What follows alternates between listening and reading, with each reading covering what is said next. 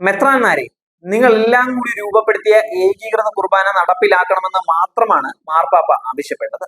അത് വീണ്ടും ചർച്ച ചെയ്യുവാനോ സമവായം ഉണ്ടാക്കുവാനോ നിങ്ങളോട് പാപ്പ ആവശ്യപ്പെട്ടില്ല.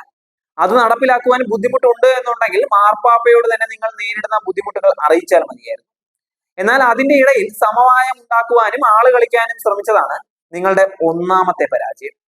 നിങ്ങൾ തന്നെ പരിശുദ്ധ കുർബാനയെ അവഹേളിക്കുന്നു എന്നതിനുള്ള ഏറ്റവും വലിയ തെളിവ് തന്നെയല്ലേ.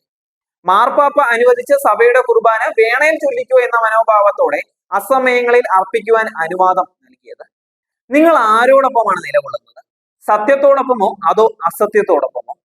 നീതി ജലം പോലെ ഒഴുകട്ടെ, സത്യം ഒരിക്കലും പറ്റാത്ത നീർച്ചാല് പോലെ എന്ന ആമോസ പ്രവാചകന്റെ വാക്കുകളല്ലേ നിങ്ങളുടെ മനസ്സിൽ എപ്പോഴും മുഴങ്ങേണ്ടത്. ബൈബിൾ പറയുന്നു, അതേ എന്ന് പറയേണ്ടത് അതേ എന്നും അല്ല എന്ന് പറയേണ്ടത് അല്ല എന്നും തന്നെ ആയിരിക്കണമെന്ന്. മറ്റുള്ളതെല്ലാം തിന്മയിൽ നിന്നും വരുന്നു. പറയേണ്ടത് പറയേണ്ട സമയത്ത് പറയേണ്ടതുപോലെ പറയുകയും നടപ്പിലാക്കുകയും ചെയ്യണമായിരുന്നു. നിങ്ങൾക്കത് സാധിച്ചില്ല.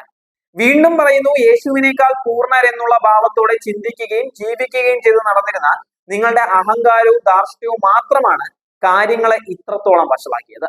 സഭ ഒരു ആത്മീയ പ്രസ്ഥാനമല്ലേ? ആത്മീയത മുഴുവനും നഷ്ടപ്പെട്ട ഇടമായി സഭ മാറ്റപ്പെട്ടു. പൊതുസമൂഹം ചോദിച്ചു തുടങ്ങിയിരിക്കുകയാണ്. ഇത്രയെല്ലാം സഭാവിരുദ്ധ പരിപാടികൾ ഈ സഭയിൽ നടന്നിട്ടും വിശ്വാസികൾ സഭാ അധികാരികളെ വിമർശിക്കരുത് എന്ന് പറയുവാൻ നിങ്ങൾക്ക് സാധിക്കുമോ? അധികാരികളുടെ തെറ്റിനെ മുഖത്തു നോക്കി വിളിച്ചു പറയുന്ന ധീരത വിശ്വാസികൾക്ക് നഷ്ടമാകരുത്. ഏകീകൃത കുർബാന നടപ്പാക്കുന്നതിൽ മെത്രാന്മാർ ഒന്നിച്ച് തീരുമാനമെടുക്കുകയും എല്ലാവരും ചേർന്ന് ഒപ്പിട്ട് മാർപ്പാപ്പയുടെ അംഗീകാരത്തിനായി സമർപ്പിക്കുകയും ചെയ്തത് നിങ്ങൾ ആരും മറക്കരുത്. മറ്റൊരു സഭയിലും വിശുദ്ധ കുർബാന ഇത്രയധികം തിരുത്തലുകൾക്കും മറ്റും വിധേയമായിട്ടേ ഉണ്ടാവില്ല. പിന്നെ എന്തുകൊണ്ടാണ് ഏകീകൃത കുർബാന നടപ്പിലാക്കി കഴിഞ്ഞപ്പോൾ ചില മെത്രാന്മാർ ഭിന്നത കാണിച്ചത്? നിങ്ങൾക്ക് നിങ്ങളുടെ ഭിന്നഭിപ്രായങ്ങൾ പ്രകടിപ്പിക്കുവാൻ ധാരാളം അവസരങ്ങളും വേദികളും ഉണ്ടായിരുന്നു. ഈ സഭയിൽ ഭിന്നിപ്പിന്റെ വിഷവിത്തുകൾ പാകിയതും മുളപ്പിച്ചതും നിങ്ങൾ മെത്രാന്മാർ തന്നെയാണ്. ഈ കുർബാന നടപ്പിലാക്കുവാൻ നിങ്ങൾ തീരുമാനിച്ചിരുന്നുവെങ്കിൽ നിങ്ങൾ അത് നടപ്പിലാക്കണമായിരുന്നു. അതിനുള്ള തന്റെ ഇടവും ആർജവും നിങ്ങൾക്ക് ഉണ്ടാകണമായിരുന്നു. വിശ്വാസികളല്ല കുർബാനയുടെ പരിഷ്കരണം നടത്തിയത്, നിങ്ങളാണ്. നിങ്ങൾ തന്നെ കുർബാന പരിഷ്കരിച്ചു, നിങ്ങൾ തന്നെ ഏകസ്വരത്തിൽ അംഗീകരിച്ചു, നിങ്ങൾ തന്നെ വിഘടിച്ചു. വെറും ഒരു മീറ്റിംഗിനപ്പുറം സിനഡിന് നിങ്ങൾ പ്രാധാന്യം നൽകിയതുമില്ല. സിനഡ് തീരുമാനങ്ങൾ നിങ്ങൾ അനുസരിച്ചിട്ടുമില്ല.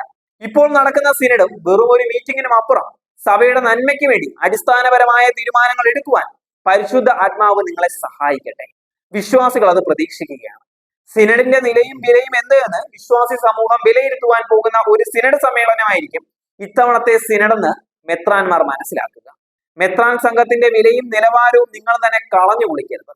നിങ്ങൾ ചർച്ച ചെയ്യേണ്ട വിഷയം സീറോ മലബാർ സഭയിലെ പ്രശ്നങ്ങളാണ്. ഏകീകൃത കുർബാന നടപ്പിലാക്കുന്നതിനെ കുറിച്ചാണ്.